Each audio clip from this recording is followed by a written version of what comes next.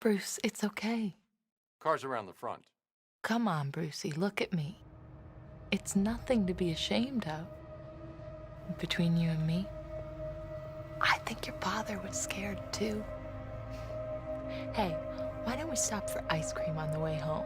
You can order anything you want. Martha.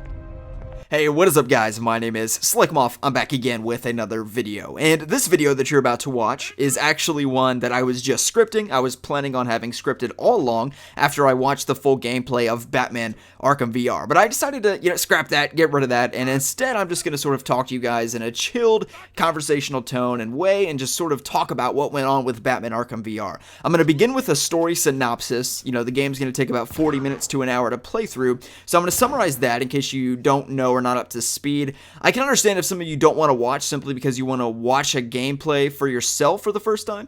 I will say that I would, knowing what happens and seeing it all, I would listen to this video right now because, as I said, it's 40 minutes, and the main event that happens in it, you already know, okay? In terms of, the beginning of the game and sort of what went on there, you probably already know it, okay? So we're going to get into that. Just warning, there is spoilers for what happens in the Batman Arkham VR experience, and it's really cool. I'm excited to talk about it and what went on in it. And also, secondly, I want to talk about how this all fits into the Arkhamverse. Is it canon? Of course it is canon, they've said that it is, but does it fit in well to the Arkhamverse? Where exactly does it fit in, and what does it add or contribute to the Arkhamverse? I'll be mentioning and sort of highlighting all of that as well. So without further ado, let's just go ahead and get right into it and talk about what happened in Batman Arkham VR. It starts straight from the top, and once again, spoilers are ahead. Okay, so the game opens up, and you're essentially in Wayne Manor. You are Bruce Wayne playing the piano, and the game actually opens up with an alarm clock. Like a very sort of modern alarm clock. You think you'd have like a sort of a fancy one from like the 50s or something that's super expensive, but no, it just sounds like one that I have in my room. It's like, okay, so that's how the game opens, and then he starts playing the piano. Alfred comes in. It's very angelic, sort of mystic in the background. It looks like Wayne Manor is almost a beach house from the background of it, at least in my opinion. Okay, so, that goes in, stage right, and then plays the piano, goes down, gets suited up, Inner Demons plays, freaking awesome, and then, you're in VR, you're looking around, and that's cool, and then you suit up. You're already suited up as this is happening. You get down to the Batcave, and Alfred informs you that Dick Grayson did not check in last night, nor did Tim Drake. So Nightwing sort of never checked in from his parole. He was on, or not parole, he's not in jail, okay, so patrol, sorry, that's the right word. And, Tim was out as well the night before. I don't know why Batman wasn't out with him, but whatever. And neither of them checked in, so they're both MIA. Okay, so Batman hops in the Batwing or the Batmobile, whichever you choose, and you go to the crime scene, and you come upon Dick Grayson. This is the arc of Dick Grayson. This is all canon, 100% canon to the Arkhamverse, and Dick Grayson is dead. He is gone, 100% RKO. You look through the, the thing, and by the way, the detective vision works very similarly to how it does in Arkham Knight. Except there's actually a separate gadget in the game for scanning and everything like that, which is new. And of course, it makes sense for VR. You can actually reach on the left of your belt with your left joystick and grab it. It's pretty cool, if I may say so myself. Okay, so you scan the crime scene, and you're essentially evaluating who killed him. You're trying to find, who beat him up, blah, blah, blah. And basically, you sort of analyze their fight patterns and what happened. And you notice that Dick Grayson is definitely doing some weird stuff, not what he's trained to do. He runs away from the fight, and he gets beat up. And basically, as he's grappling away, the guy fighting him throws, it's not a bat claw, a batarang, but it's the Nightwing equivalent of a batarang. I forget what it's called. You all probably know. But he throws it at him, and he actually knocks him off as he's trying to get away. So Dick Grayson comes flying down, stories and stories. I would say probably 5 stories down, and he breaks his back right on a sort of fence. And then the person that he's been fighting with the whole time, who we don't know who it is yet, we're sort of reconstructing the scene, and we see that the person snaps his neck. So Dick Grayson is dead for certain. And essentially, as he's analyzing the crime scene, you see that there is somebody that was witnessing the crime scene, and it was a Penguin thug. Okay, so we decide to go give Penguin a visit. That's essentially where the story goes next. And it's sort of reminiscent of what happened with Barbara Gordon. And when she died in Batman Arkham Knight, he's like, we don't have time to mourn her loss right now. I need to find out who did this, sort of thing. And it's the same situation here.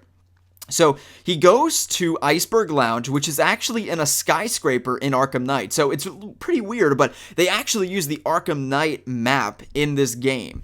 And you go through the sewer system of Arkham Knight, not Arkham City or anything like that. So it takes place in real Gotham. And they sort of added Iceberg Lounge. As far as I'm aware, I've free roamed hundreds of hours literally in Arkham Knight. There is no Iceberg Lounge in Arkham Knight. So they added it. They took a liberty there. And that's cool. I was happy to see that. It was across from Union Cross Station, if I do recall correctly.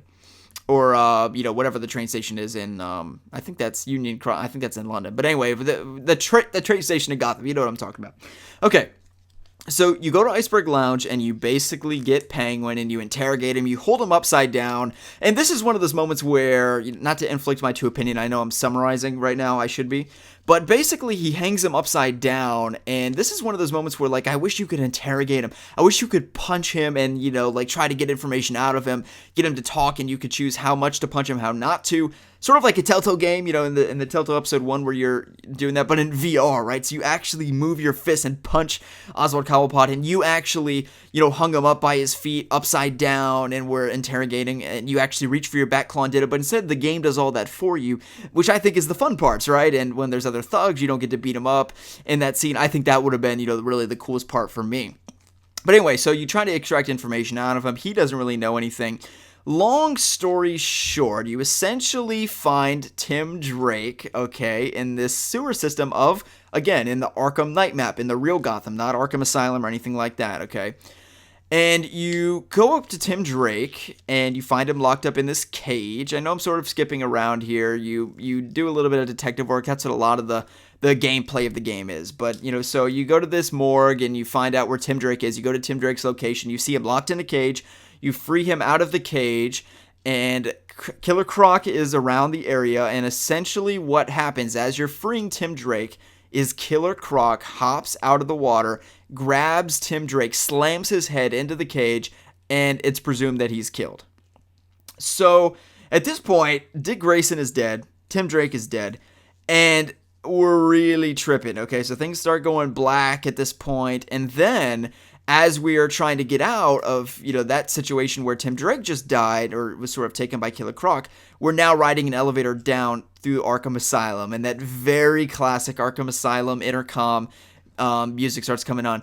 Dun, dun, dun, dun. You know what I'm talking about. You know exactly what I'm talking about. I don't even need to sing it. Okay, so that starts coming on, and the Joker is talking. Okay, so now the Joker's talking as we're riding down on the elevator. When we're riding down the elevator, that same alarm clock noise that was being made at the beginning is going now. Yeah, but I don't believe them at all. And I think that it will be pretty dramatic once we, see the thing. Once we have it in our office. How long is the living room extension cable? Now, very subtly, but I think you get where I'm going with this here. Okay, so he's riding down the elevator, and then one of the coolest parts of the game, we're walking down the aisles of Batman Arkham Asylum, Arkham Asylum. We're walking down the rows of Arkham Asylum, which is really, really cool to see. We get into the check-in desk and we can, pull up the check-in list. I wish we could write our name. That would be cool. And of course, this is one of the ideas of, one of the big ideas of the Arkhamverse, but also Batman is, Batman versus the Joker. Are they really all that different? They're both sort of insane and just traveled opposite paths. And they definitely explore that here in Arkham VR. So long story short, we walk down the halls. We basically go to this room where we get trapped. And we're looking at Tim Drake's dead body. At the beginning of the game, I forgot to mention when we're in the Batcave, we can see Jason Todd being killed by the Joker. And basically what happens is after we spin around a little bit, the walls start to change. And we're definitely tripping on some serious acid, whatever he's on. It's pretty good stuff. And, he's looking around a little bit. He can see Victor Zsasz. He can see all the Joker as he opens up the window. And you can talk to the Joker, which is pretty cool.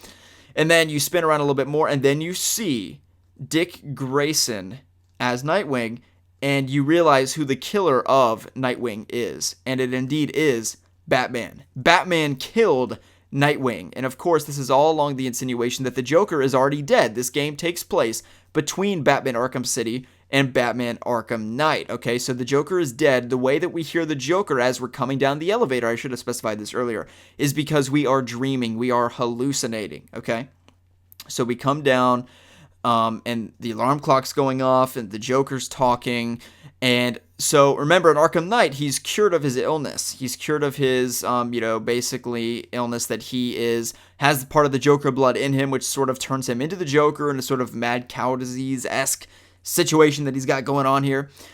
And so the Joker's in his head. And essentially what happened is the Joker inside of him, the bad part of him, again, this is before Arkham Knight, after Arkham City, so he's infected with the Joker blood, has caused him to kill Nightwing. So he killed Nightwing and he didn't even know it, okay? And then as you spin around one more time, you look in the mirror, and just like at the beginning of the game when you looked into the mirror and you were Batman, you look into the mirror now and you are the Joker. You killed Nightwing, but it's not really you, it's the Joker inside of you. It's the Joker's sort of being that inhabits your spirit, essentially.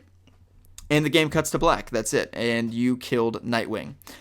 Of course, this is insinuating that you actually killed Nightwing, and people that, are unfamiliar with the canon of the Arkhamverse will think that you indeed did kill Nightwing, and it all makes sense, right? The Joker took over your body, and in your sleep, you didn't know that you killed him.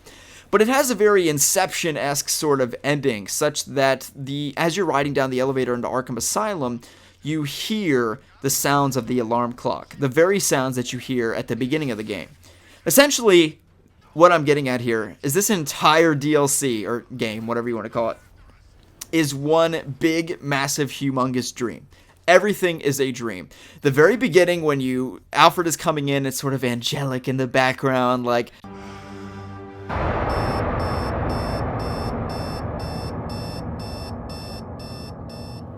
Rough night, sir. When did you return? Some awareness of your movements would be appreciated. You do know that one's own bed would make for more comfortable sleeping arrangements than a piano. Grand or otherwise. Ordinarily, I would beg you to take a night's rest, but, well, we have a situation. I'll explain downstairs. Ah, you were looking for this, I imagine. Very good, sir. You're not in stormy Gotham that rains, 340 days a year. You're in like this awesome beach house and it's beautiful out back. It looks like Themyscira, honestly, it does. That's a dream when you're riding down the Batcave and Dick and Jason didn't check in the night, Tim didn't check in the night before. That seems very weird. And then the whole fight between Nightwing and this person, and by the way, when you're breaking it down, the insinuation is it's you. It is you that is fighting Nightwing. So you're deconstructing your own fight that you had with Nightwing, but it's all a dream. 100,000% a dream. It's a dream when you're coming down the halls of Arkham Asylum, and you turn around and you see the Joker in the mirror. Of course, that's not like Batman having visions. It's nothing like that. It's not happening in real time. It's all a dream.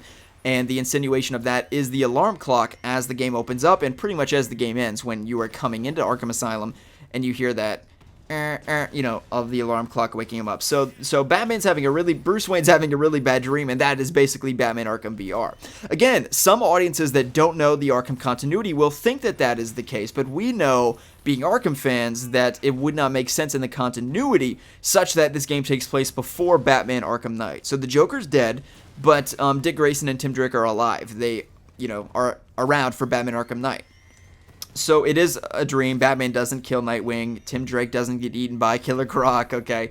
Although that would be cool. And, a couple things come full circle. Of course, you see that Tim Drake has his confrontations with Killer Croc in this game. He also accompanies you in the DLC mission in Batman Arkham Knight, where you're in the air blimp and you fight Killer Croc with Tim. Oh, no, yeah, that was actually with Nightwing. Just kidding.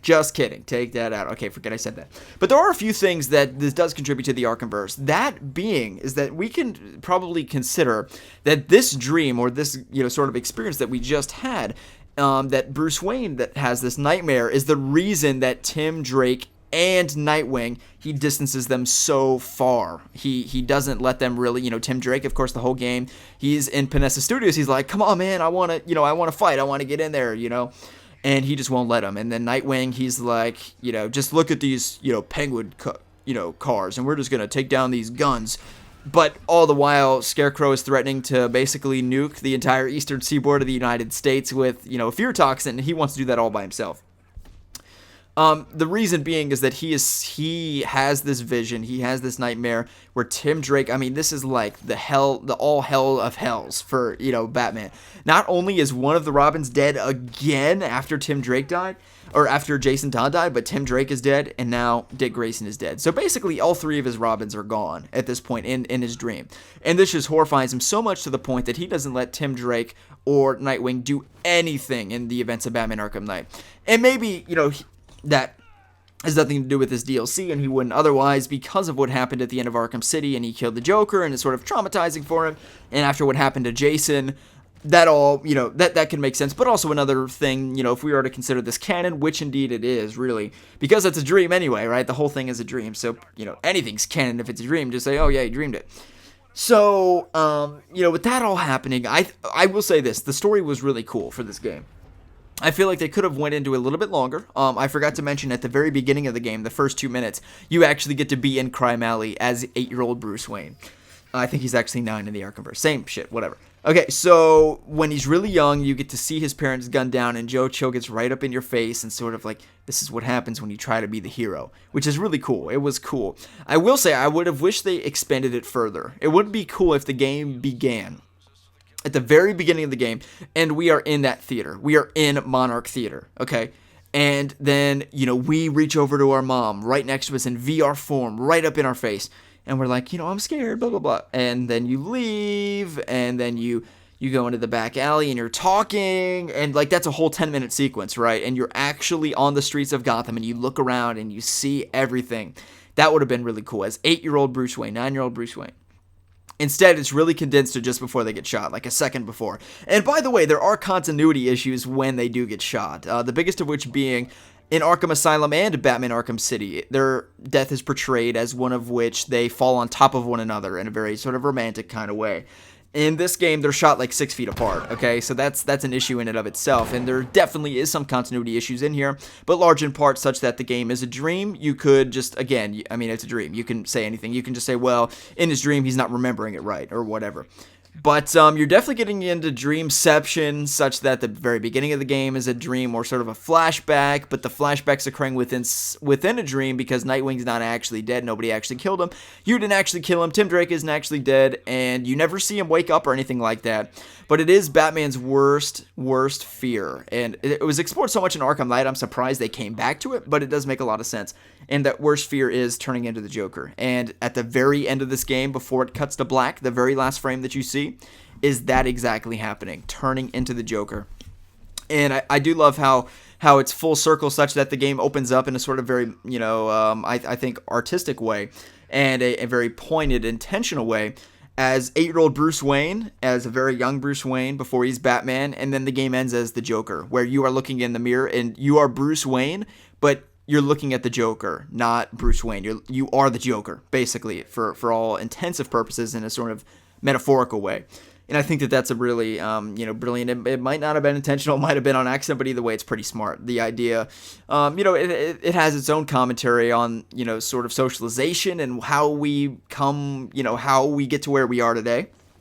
And indeed, that sort of game encapsulates that idea of, how did he become Batman? And are Batman and the Joker all that different? Or are they just two sides of the different coin? I always hated that assertion. I never agreed with that. I don't think that Batman is equally as crazy as the Joker, but he just embodies it in a different way. I think that Batman's actually a rather sane guy. Beyond the sort of outlandishness of him dressing up like a bat, I think that he's very calm, cool, collected, which is sort of the opposite of the Joker. And maybe he sort of manages stress in a different way, and that's the way that he fosters his insanity. But I'm not a believer that Batman is a sociopath or a psychopath, which is essentially the insinuation of comics like The Killing Joke, that they're both equally as crazy, just in different ways. And Batman tries to be a vigilante hero, but he's a nut job too.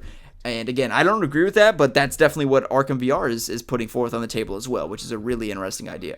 Okay, I had a lot of fun talking about this. It's sort of sad it's over, but I've rambled on for long enough. That is Batman Arkham VR in a nutshell. And although some people may be disappointed it's just a dream and, you know, you spent all this money. You know, the game's only $20 to be realistic, but some people may be like, oh, it's just a dream. Oh, that's pointless, you know, whatever. And I don't mean to mock you. I said that in a mocking way. I really don't. I think that's a germane complaint, one in which I can totally understand. For me personally, my thinking is if it happened in real life, you just screw up the Arkhamverse even more.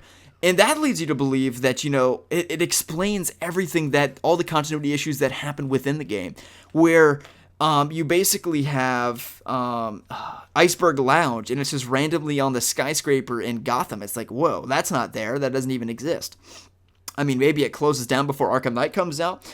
And, you know, again, Nightwing is doing weird things, but everything comes full circle. It makes perfect sense, and it's really presented in a very circular fashion, and it tells its own story, I think, in a very effective way, and was entertaining to watch. I will say that, you know, some of the gameplay is a little bit stale. I mean, some of the detective work is a lot of what it is. I definitely think they could have put some action in there. Maybe the technology just isn't ready for it yet, and I think that PSVR, VR in itself is a really promising idea. It's just not here yet. I really don't think it is. I think right now, it's just not there. It's just not. And, you know, the whole idea of, like, be the Batman, but you can't do a lot of those Batman-y things that we'd all love to do, like drive the Batmobile and punch people and, you know, do stealth missions and that sort of thing. It's really a detective story, and it's a story about Batman's inner psyche, which is really cool, but just know what you're getting into if you want to play it for yourself. But now you already know what happens, so, you know, you can experience it for yourself already knowing what happens, but definitely know what you're getting into if you are going to drop the coin to pick it up. But overall, I really enjoyed watching it. I think that it has an interesting story, and one in which we were all wondering, is Nightwing really dead? And now we have the answer, and he's not. And I think that's something that a lot of people are actually going to be overwhelmingly excited about rather than disappointed. And, you know, maybe they should have left it a little bit more ambiguous with the dream. The alarm clock definitely gives it away as he's riding down the elevator. It comes full circle from the beginning. But, you know, it clears up some things, and people would have been, you know, that's like what Inception does, right? It's ambiguous. You don't know if it's a dream or not. Imagine if at the end of Inception, he wakes up, from a dream. It's all a dream, the entire freaking movie. People would have been like, oh, that movie sucks. Wow, what a waste. But since it's ambiguous, that's okay. But make no mistake, this is not ambiguous. It is not an ambiguous ending as far as I'm concerned. It's just not. It's a dream. It's 1,000% a dream because the game takes place before Arkham Knight, so there's no way Batman killed Nightwing. Okay, I've rambled on enough. Hope you guys have enjoyed the video. If you did, feel free to give it a thumbs up. Let me know your thoughts on Batman Arkham VR in the comment section below. My name is Slikk. Subscribe for all Batman Arkham news, speculation, information, and more. We'll see you in the next one.